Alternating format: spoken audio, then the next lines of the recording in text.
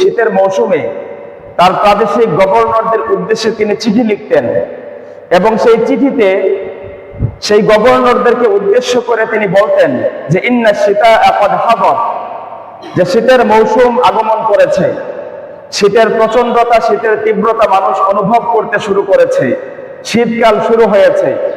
হুয়া আদুউন লাকুম, এই শীতের মৌসুম, এই শীতকাল তোমাদের জন্য শত্রু।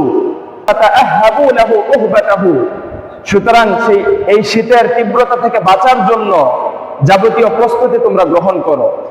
এই বক্তব্য খলিফাতুল মুসলিমিন ওমর ইবনুল খাত্তাব রাদিয়াল্লাহু আনহু প্রতি বছর শীতের মৌসুম যখন আগমন করত তখন তিনি এই কথাগুলো লিখে চিঠির মাধ্যমে সেই চিঠিগুলো তার প্রাদেশিক গভর্নরদের উদ্দেশ্যে পাঠাতেন যে ইন্না শীতা কদ হাদর, যে শীতকাল আগমন করেছে। হুয়া আদুউন লাকুম, এই শীতকাল তোমাদের জন্য শত্রু স্বরূপ। ফাতাআহাবু লাহু উহবাতাহু, সুতরাং শীতের তীব্রতা থেকে বাঁচার জন্য তোমরা যাবতীয় প্রস্তুতি গ্রহণ করো। মুহতারাম হাজিরিন, এই পৃথিবীতে দিন এবং রাত্রির আবর্তন এবং বিবর্তন, ঋতু এবং বছর এবং মাসসমূহের এই যে পালাবদল, এটা মহান আল্লাহ সুবহানাহু ওয়া তাআলার কুদরতের অন্যতম একটি নিদর্শন। কারণ মহান আল্লাহ সুবহানাহু ওয়া তাআলা তিনি এমন এক মহান সত্তা যার নির্দেশে সময়ের চাকা ঘুরে, যার নির্দেশ ব্যতীত পৃথিবীর কোনো কিছুই হয় না, বরং দিন, সপ্তাহ, বছর, এই যে ঋতুর পালাবদল হয়, গরমের পর শীত আসে, শীতের পরে আবার গরম শুরু হয়, এটা একমাত্র মহান আল্লাহ রব্বুল আলামিনের নির্দেশেই হয়। তো সুতরাং মহান আল্লাহ রব্বুল আলামিনের এই সৃষ্টি জগৎ এবং মহান আল্লাহ রব্বুল আলামিনের যত সৃষ্টি আছে, এই সৃষ্টি নিয়ে কোনো ইমানদার ব্যক্তি যদি চিন্তা করে, তাহলে এই ইমানদার ব্যক্তিদের জন্য মহান আল্লাহ রব্বুল আলামিনের এই সৃষ্টি জীবের মধ্যে রয়েছে অনেক বড় শিক্ষার উপকরণ। যেমন মহান আল্লাহ রব্বুল আলামিন মহাগ্রন্থ আল কোরআনের 24 নম্বর সূরা, সূরা আন-নূরের 44তম আয়াতে মহান আল্লাহ সুবহানাহু ওয়া তাআলা তিনি ইরশাদ করেছেন যে ইউকাল্লিবুল্লাহুল লাইলা ওয়ান নাহার, যে রাত্রি এবং দিবসের আবর্তন এবং বিবর্তন, এটার পালাবদল ঘটান একমাত্র কে? আল্লাহ সুবহানাহু ওয়া তাআলা। দিনের পরে যে রাত আসে, রাতের পরে আবার দিবস শুরু হয়, এটা একমাত্র আল্লাহ সুবহানাহু ওয়া তাআলা এটার আবর্তন, বিবর্তন এবং রূপান্তর ঘটান। ইন্না ফি যালিকা লাইবরাতান লিউলিল আবসার, প্রকৃত ঈমানদার যারা, প্রকৃত বুদ্ধিমান যারা, অন্তর্দৃষ্টি সম্পন্ন ব্যক্তিদের জন্য রাত এবং দিবসের এই আবর্তন বিবর্তনের মধ্যে শিক্ষার উপকরণ রয়েছে। এছাড়া মহান আল্লাহ সুবহানাহু ওয়া তাআলা মহাগ্রন্থ আল কোরআনের 25 নম্বর সূরা, সূরা আল ফুরকানের 62তম আয়াতে তিনি ইরশাদ করেছেন যে ওয়াহুয়াল্লাযী জাআলাল লাইলা ওয়ান নাহারা খিলফাতান লিমান আরাদা আইয়াযাক্কারা আও আরাদা শুকুরা, যে আল্লাহ সুবহানাহু ওয়া তাআলা তিনি পৃথিবীর মধ্যে যে সকল ব্যক্তিরা উপদেশ গ্রহণ করতে চায় এবং যারা আল্লাহ তাআলার কৃতজ্ঞতা জ্ঞাপন করতে চায়, ওই সকল উপদেশ গ্রহণকারী এবং কৃতজ্ঞতা জ্ঞাপনকারী বান্দাদের জন্য রাতের পরে যে দিবস আসে, দিবসের পরে যে রাত আসে, এটার মধ্যে তাদের জন্য অনেক বড় শিক্ষার উপকরণ রয়েছে। এছাড়াও মহান আল্লাহ সুবহানাহু ওয়া তাআলা মহাগ্রন্থ আল কোরআনের 3য় সূরা, সূরা আলে ইমরানের 190 এবং 91 নম্বর আয়াতে মহান আল্লাহ সুবহানাহু ওয়া তাআলা তিনি ইরশাদ করেছেন যে ইন্না ফি খালকিস সামাওয়াতি ওয়াল আরদি ওয়া ইখতিলাফিল লাইলি ওয়ান নাহারি লাআয়াতিন লিউলিল আলবাব। ইন্না ফি খালকিস সামাওয়াতি ওয়াল আরদ, নিশ্চয়ই আসমান এবং জমিনের সৃজনে, ওয়া ইখতিলাফিল লাইলি ওয়ান নাহার, রাত এবং দিবসের আবর্তন বিবর্তনে, লাআয়াতিন লিউলিল আলবাব, প্রকৃত অন্তর্দৃষ্টি সম্পন্ন বিচক্ষণ বুদ্ধিমান ব্যক্তিদের জন্য অনেক বড় নিদর্শন রয়েছে।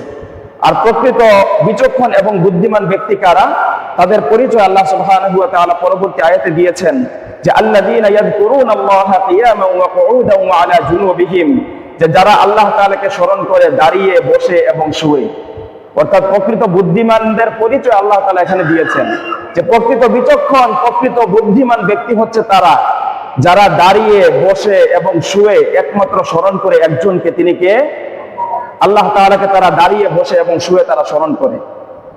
ওয়াতাফাক্কারুনা ফি খালকিস সামাওয়াতি ওয়াল আরদ, এবং আল্লাহ তাআলার এই সৃষ্টি জগৎ নিয়ে তারা চিন্তা করে যে এই যে কিছুদিন আগে গরম ছিল, যে সময় ভারী পোশাক আমরা পরিধান করতে পারতাম না, বাহিরে বের হওয়ার সময় আমরা ছাতা নিয়ে বের হতাম রোদের প্রচন্ডতা থেকে বাঁচার জন্য, অথচ সামান্য কয়েক মাসের ব্যবধানে এখন এমন সময় হয়েছে সকালবেলায় আমরা ভারী পোশাক ব্যতীত, গরম পোশাক ব্যতীত আমরা ঘর থেকে বের হতে পারি না।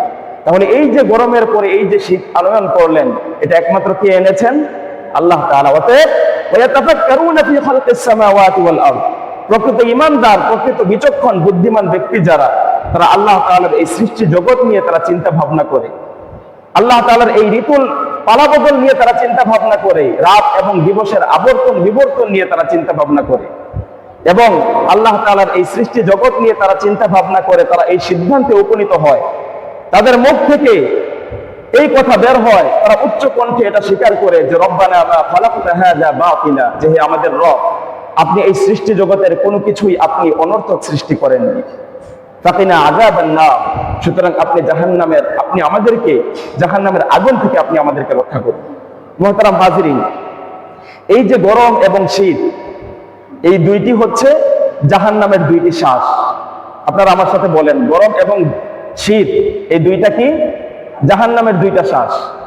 অর্থাৎ আল্লাহ সুবহানাহু ওয়া তাআলা, আমরা সাধারণত জানি যে জাহান্নামের মধ্যে আল্লাহ তাআলা যে আগুন প্রস্তুত করে রেখেছেন, সে আগুনের ইন্ধন হবে মানুষ এবং পাথর। ওয়াকুদুহান নাস ওয়াল হিজারা, যেই জাহান্নাম আল্লাহ তাআলা সৃষ্টি করেছেন, সেই জাহান্নামের ইন্ধন লাকড়ি হবে মানুষ এবং পাথর। মানুষ এবং পাথর দিয়ে আল্লাহ তাআলা জাহান্নামের আগুনকে প্রজ্বলিত করবেন।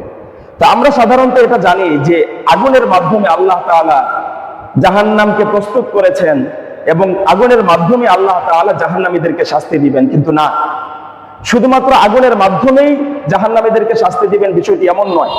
ইবনু রজব আল হানবালী রাহিমাহুল্লাহ, তিনি একটি কিতাব লিখেছেন, সেই কিতাবের নাম হচ্ছে কিতাবুত তাখওয়ীফি মিনান নার ওয়া তা'রিফু বিহালি দারিল বাওয়াব। এই কিতাবের 96 নম্বর পৃষ্ঠায় ইবনু রজব আল হানবালী রাহিমাহুল্লাহ আব্দুল্লাহ ইবনে আব্বাস রাদিয়াল্লাহু আনহু থেকে একটি হাদিস বর্ণনা করেছেন যে ইয়াস্তাগীফুনা আহলুন নারি ইলাল্লাহ, যে জাহান্নামীদেরকে যখন উত্তপ্ত গরম আগুনের মধ্যে যখন আল্লাহ তাআলা যখন দগ্ধ করবেন এবং তাদের যখন পিপাসা যখন লাগবে, তখন গরম পুঁজ যখন তাদেরকে দেওয়া হবে, তখন এই উত্তপ্ত গরম পুঁজ এগুলো তারা পান করার পরে তারা আল্লাহ তাআলার কাছে সাহায্য চাইবে যে হে আল্লাহ, আপনি আমাদেরকে এই গরম থেকে রক্ষা করুন, আপনি আমাদের জন্য শীতলতা আনয়ন করুন। তখন আল্লাহ তাআলা জাহান্নামকে আল্লাহ তাআলা অপর আরেকটি ভাগে প্রস্তুত করেছেন, সেটা হচ্ছে শীতলতা, ঠান্ডা, প্রচন্ড ঠান্ডা। এবং সেই প্রচন্ড ঠান্ডার কারণে আমরা যখন শীতের তীব্রতা যখন বেড়ে যায়, শীতের তীব্রতা বেড়ে গেলে আমরা সেই শীতটাকে বলি হাড় ভাঙা শীত। কিন্তু শীতের কারণে কোনো ব্যক্তির হাড় ভেঙেছে এমনটাকে আমরা কখনো দেখেছি? বাস্তবতা আছে, কিন্তু সেটার বাস্তবতা জাহান্নামে দেখা যাবে। ইয়াসদাউল আযামা বারদুহা, জাহান্নামে এত প্রচন্ড শীত আল্লাহ তাআলা দিবেন, যখন তারা আল্লাহ তাআলার কাছে এই আগুন থেকে যখন রক্ষা চাইবে যে আমাদেরকে এই আগুন থেকে রক্ষা করে আপনি আমাদেরকে শীত দান করুন, তখন এমন প্রচন্ড শীত দিবেন, সেই শীতটাকে বলা হয় জামহারির। কি বলা হয়? জামহারির। এই শব্দ আল্লাহ তাআলা কোরআনে এনেছেন, জামহারির হচ্ছে এমন প্রচন্ড শীত।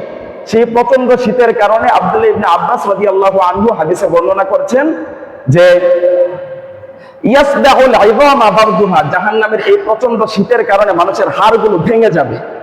আল্লাহু আকবার। অর্থাৎ আমরা যে হাড় ভাঙা শীতের কথা বলি, সেটার বাস্তবতা তো আমরা পৃথিবীতে আজ পর্যন্ত দেখিনি, কিন্তু সেটা জাহান্নামে ঘটবে।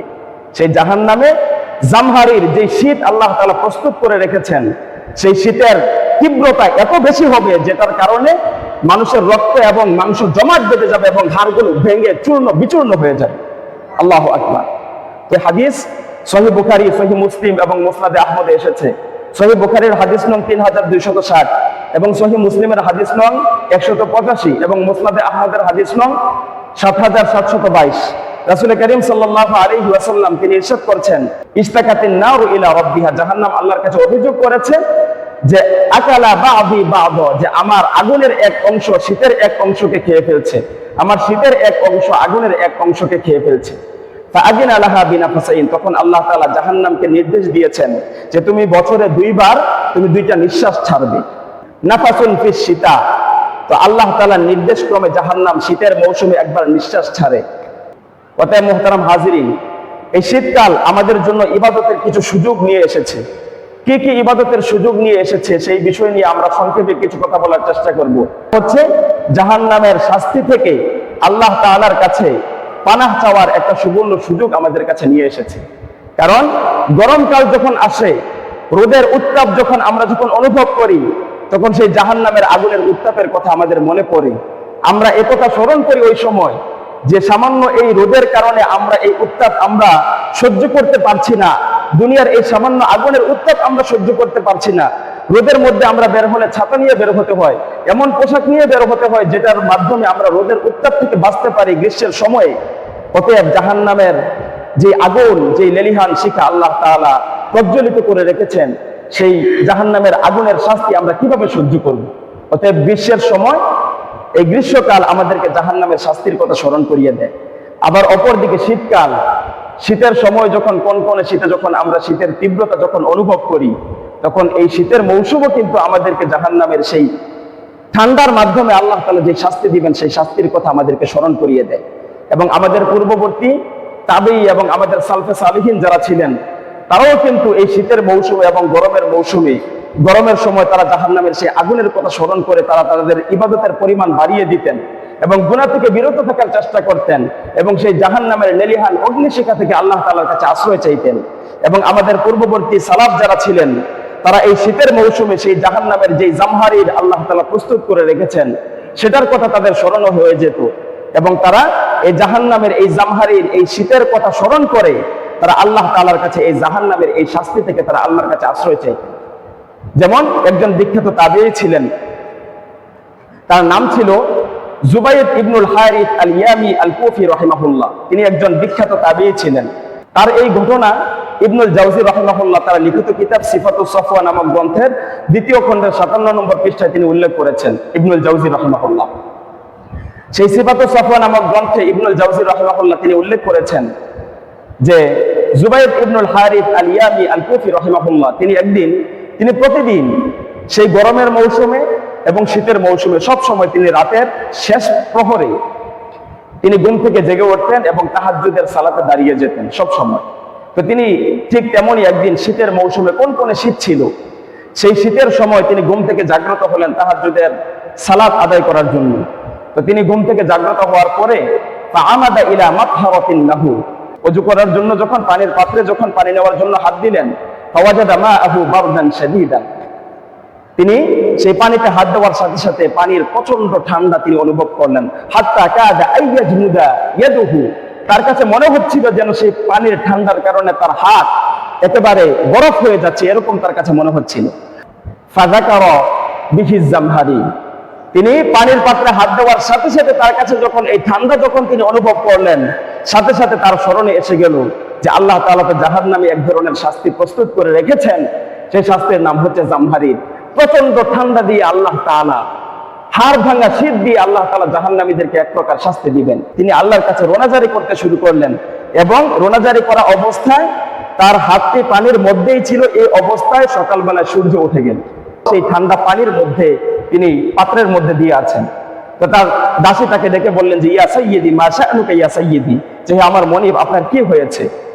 ইন্নাকা লাম তুসাল্লিল লাইলাতা কামা কুনতা তুসাল্লি, প্রতিদিন রাতে আপনি রাতের শেষ প্রহরে জাগ্রত হয়ে ওযু করে আপনি তাহাজ্জুদের সালাত আদায় করেন, এরপরে ফজরের আযান হলে ফজরের সালাত আদায় করেন। আজকে কি হলো যে আপনি ওযু করতে এসে আপনি পানির পাত্রে হাত দিয়ে এই অবস্থায় আপনি কান্নাকাটি করছেন? এদিক দিয়ে তাহাজ্জুদের সময় শেষ হয়ে গেল, ফজরের সময় শেষ হয়ে গেল, সূর্য উঠে গেল, আপনি এই অবস্থায় রোনাজারি করছেন, কি হয়েছে? তখন তিনি বললেন যে আমি ওযু করার জন্য যখন পানির পাত্রে যখন হাত দিয়েছি, আমি যখন শীতলতা ঠান্ডা যখন অনুভব করলাম, সেই জাহান্নামের জামহারির সেই শীতলতার সেই শাস্তির কথা আমার মনে হয়ে গেল।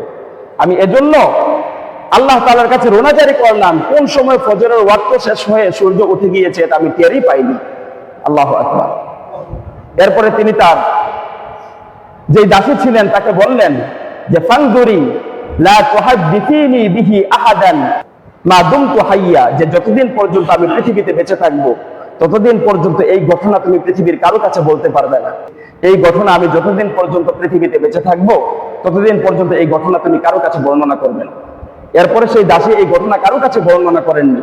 জুবাইর ইবনুল হারিস আল ইয়ামি আল কুফি রাহিমাহুল্লাহ যখন ইন্তেকাল করেছেন, ইন্তেকালের পরে তার দাসী সেই ঘটনা মানুষের কাছে বর্ণনা করেছেন এবং সেই ঘটনা কিতাবে লিপিবদ্ধ হয়েছে এবং আমাদের পর্যন্ত পৌঁছেছে এবং এটা আমরা আজকে বর্ণনা করতে পারছি।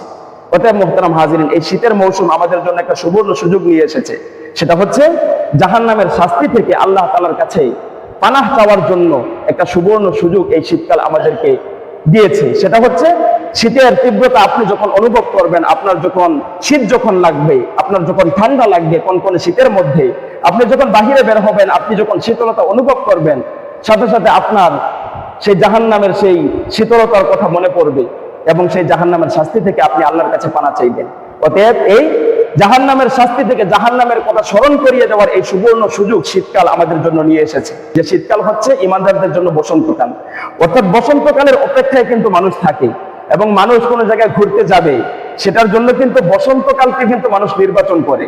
এবং বিভিন্ন কবি এবং সাহিত্যিকরা তারা তাদের লেখার মধ্যে সবচাইতে যেই ঋতুর কথা সবচাইতে বেশি আনে, সেটা হচ্ছে বসন্তকালের কথা তারা আনে। তারা তাদের কবিতার লাইনে এবং বিভিন্ন গল্পের ফাঁকে ফাঁকে তারা এই বসন্ত ঋতুর কথা তারা নিয়ে আসে। কারণ হচ্ছে বসন্তকালটা হচ্ছে এমন সময় যে সময় খুব বেশি একটা ঠান্ডাও থাকে না, আবার খুব বেশি একটা গরমও থাকে না। তো ইমানদারদের জন্য বসন্তকাল এজন্য বলা হয়েছে, কারণ এই শীতকালে ইমানদারদের জন্য এমন কিছু ইবাদত করা সহজ, যে ইবাদতগুলো গরমকালে করা কখনোই তার জন্য সহজ নয়।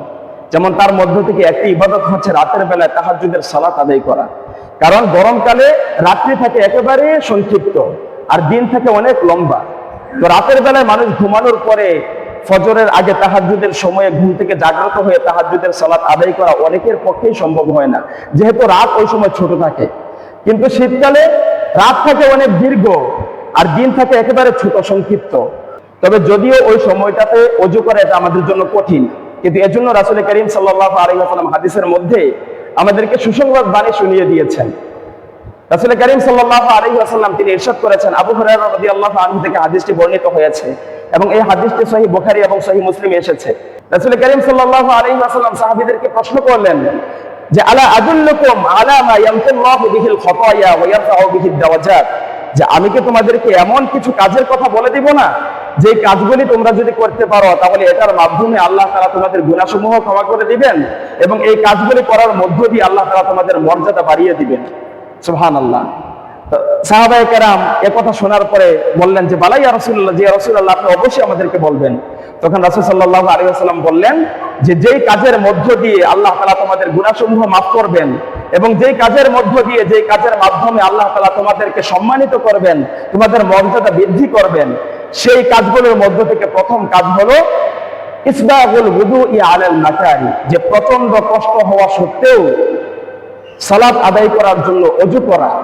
এটার মধ্য দিয়ে আল্লাহ তাআলা তোমাদের গুনাহসমূহ ক্ষমা করে দিবেন এবং এটার মধ্য দিয়ে আল্লাহ তাআলা তোমাদের মর্যাদা বৃদ্ধি করবেন। প্রথম কাজের কথা কি বলেছেন? ইসবাগুল wudu'i আলাল মাকারি। অনেক কষ্ট হচ্ছে, অনেক প্রচন্ড কষ্ট হওয়া সত্ত্বেও সালাত আদায় করার জন্য ওযু করা, এটার মাধ্যমে আল্লাহ তাআলা ব্যক্তির মর্যাদা বৃদ্ধি করেন এবং ব্যক্তির গুনাহসমূহ ক্ষমা করে দেন।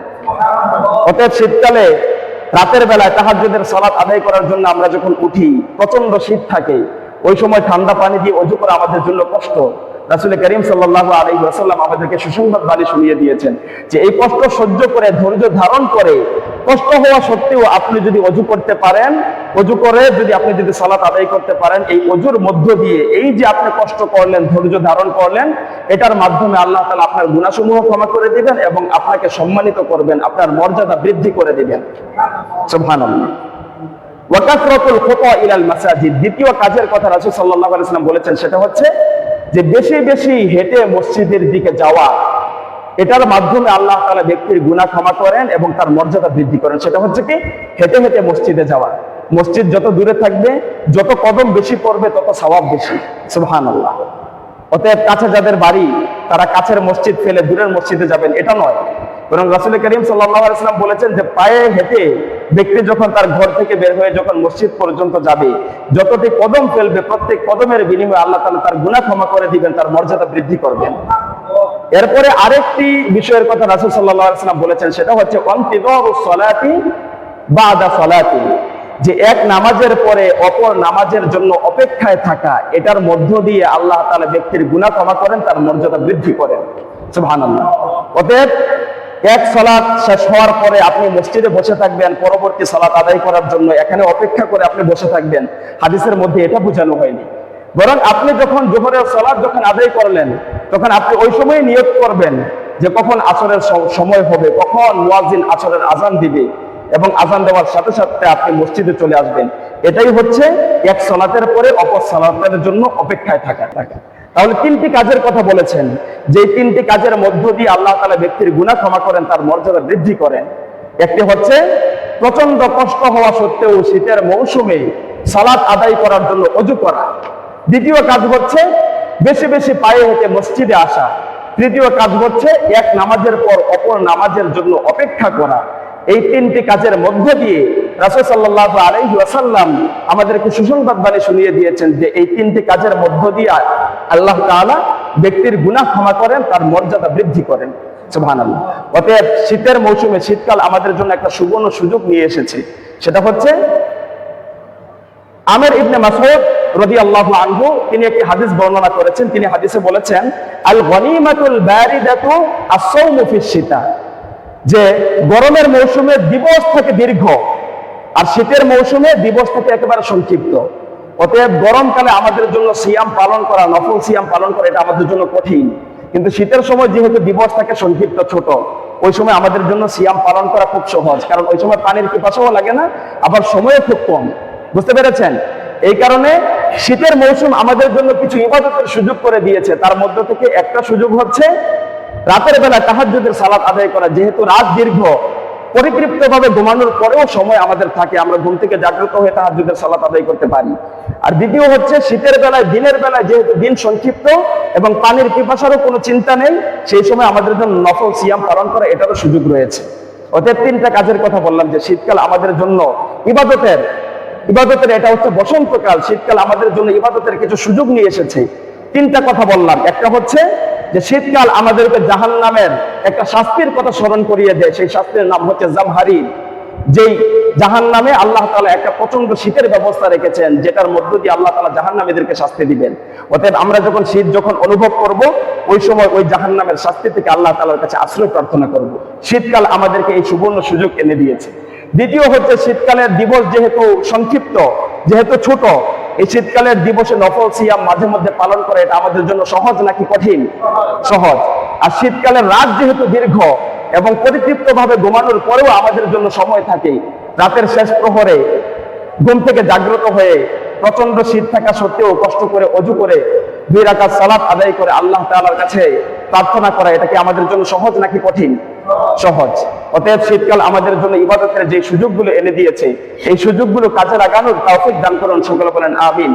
এবং আল্লাহ তাআলা প্রতিদিন, এটা গরমকাল নয়, শীতকাল নয়, বছরের প্রত্যেক দিন, ইয়ানজিলু রাব্বুনা তাবারাকা ওয়া তাআলা কুল্লা লাইলাতিন ইলা সামাঈদ দুনিয়া হিনা ইয়াবকা সুলুসুল লাইলিল আখির ইয়াকুল। সহিহ মুসলিম এবং সহিহ বুখারীর হাদিস। আবু হুরায়রা রাদিয়াল্লাহু আনহু হাদিসটি বর্ণনা করেছেন যে প্রত্যেক দিন, বছরের নির্ধারিত কোনো দিনের কথা বলেননি, বছরের প্রত্যেক দিন রাতের শেষ তৃতীয়াংশে, অর্থাৎ রাতের 3 ভাগের 1 ভাগ যখন অবশিষ্ট থাকে, রাতের শেষ তৃতীয়াংশে আল্লাহ তাআলা পৃথিবীর আসমানে নেমে আসেন, এবং এই সময় আল্লাহ তাআলা তিনি ঘোষণা দেন। আল্লাহ তাআলা একটা যদি ঘোষণা দেন, আর সেই ঘোষণার আল্লাহ তাআলার ডাকে যদি আপনি সাড়া দেন, আল্লাহ তাআলা ঘোষণা দেন যে মাইয়া দাউনি ফাআস্তাজিব লা, যে কে আছো আমাকে ডাকো, আমি তোমার ডাকে সাড়া দিব।